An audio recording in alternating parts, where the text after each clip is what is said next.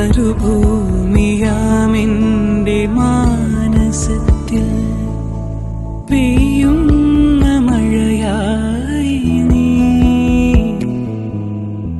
ഏകാകിയാകുന്ന നേരങ്ങളിൽ കൂട്ടേകും ചങ്ങാതിയായി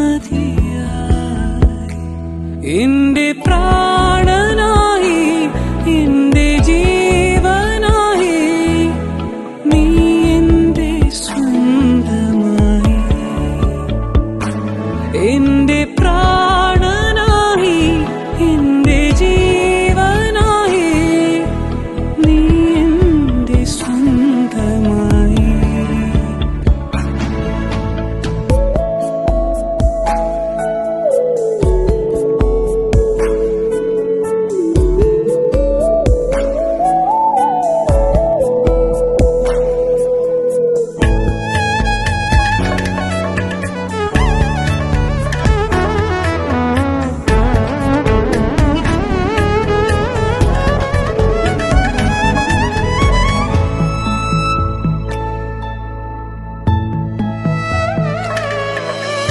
അലയുന്ന തോണിയാമിൻ ഹൃദയം തേടുന്ന തീരം നീയേ അകലാതെ ഞാനിനി ചേർന്നിരിക്കും ആത്മാവിനാനന്ദമേ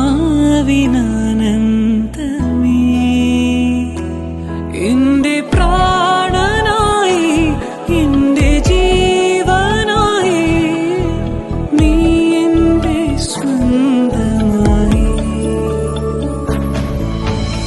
ഈശോ എന്റെ ഈശോ സ്നേഹമായി നിറയണമേ ഈശോ എന്റെ ഈശോ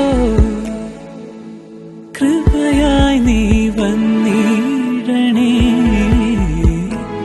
എന്റെ പ്രാണനായി എന്റെ ജീവനായി നീ എന്റെ സ്വന്തമായി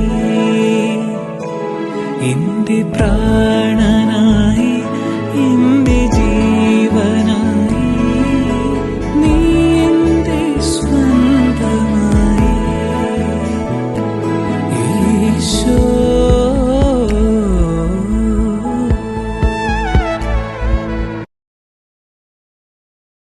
ദൈവവചനം പഠിച്ചുകൊണ്ട് ദൈവവചനം വായിച്ചുകൊണ്ടും ജപമാല ചൊല്ലിയും ഒരുങ്ങിക്കൊണ്ടിരിക്കുകയാണല്ലോ. പരിശുദ്ധ അമ്മയെപ്പോലെ ഇതാ കർത്താവിൻ്റെ ദാസി എന്ന് പറഞ്ഞുകൊണ്ട് നമുക്ക് നമ്മുടെ അനുദിന പ്രവർത്തികൾ കർത്താവിൻ്റെ ദാസി മനോഭാവത്തിൽ നമ്മുടെ എല്ലാ ജോലികളും ചെയ്യുവാൻ നമ്മൾ ഇരിക്കട്ടെ. ദിവ്യബലിയിലേക്ക് നമ്മൾ കടക്കുമ്പോൾ പോകുന്ന വഴിയിലും ദിവ്യബലിക്ക് ഒരുങ്ങുമ്പോഴും നമുക്ക് പരിശുദ്ധ അമ്മയുടെ മാധ്യസ്ഥം തേടി എപ്പോഴും സഞ്ചരിക്കാൻ ഇടവരട്ടെ. പരിശുദ്ധ അമ്മയാണ് നമ്മളെ യേശുവിലേക്ക് ഒരുക്കുന്നത്. ദൈവകരുണയുടെ മാതാവ് എന്നാണ് പരിശുദ്ധ അമ്മയെ വെളിപ്പെടുത്തുന്നത്. കാരണം ദൈവകരുണയിലേക്ക് നമ്മളെ അടുപ്പിക്കുന്നത് പരിശുദ്ധ അമ്മയാണ്. അനുദിന നിമിഷങ്ങളിൽ ജപമാല ചൊല്ലി പ്രാർത്ഥിക്കുവാൻ പരിശുദ്ധ അമ്മ 1214 വിശുദ്ധ ഡൊമിനിക്കിന് ജപമാല സമർപ്പിച്ചു. അങ്ങനെ വിശുദ്ധ ഡൊമിനിക്ക് ജപമാല ചൊല്ലി അന്നത്തെ ഡൊമിനിക്ക് അനുഭവിച്ച ആ പ്രതികൂല സാഹചര്യങ്ങളിൽ നിന്ന് ജപമാലയിലൂടെയാണ് അതിജീവിച്ചു വന്ന് രക്ഷപ്പെട്ടത്. ഈശോയിൽ സ്നേഹമുള്ളവരെ, നമ്മളുടെ ഓരോ പ്രവൃത്തികളും നമ്മൾ മറ്റുള്ളവർക്ക് നന്മകൾ ചെയ്തുകൊണ്ട് മറ്റുള്ളവരിലേക്ക് കടന്നു ചെല്ലുവാൻ കൂടുതൽ അവരെ ക്ഷണിച്ചു വരുത്താതെ അവരുടെയൊക്കെ കടന്നു ചെന്ന് അവരുടെ വിഷമതകളും ദുഃഖങ്ങളും പരിശുദ്ധ അമ്മയെപ്പോലെ ചെയ്യുവാൻ നമ്മൾ പ്രാപ്തരാകണം.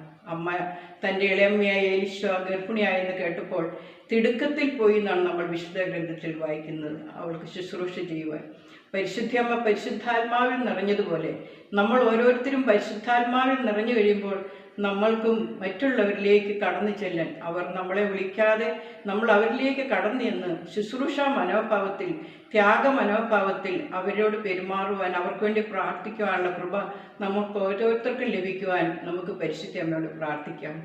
ഈ ധന്യ നിമിഷത്തിൽ പരിശുദ്ധ അമ്മയുടെ സ്വർഗാരോഹണത്തിന് ഒരുങ്ങുന്ന ഓരോ നിമിഷങ്ങളിലും ഓരോ മിനിറ്റുകളിലും നമ്മളുടെ മനസ്സ് എപ്പോഴും അമ്മയോട് കൂടെ ആയിരിക്കാൻ നമുക്ക് ശ്രദ്ധിക്കാം.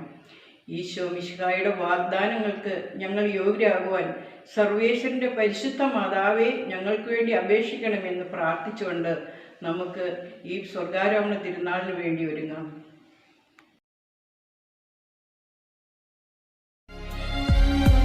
മോശെ കണ്ടൊരു തീരാ എരിയും മുൾച്ചെടിയും നീ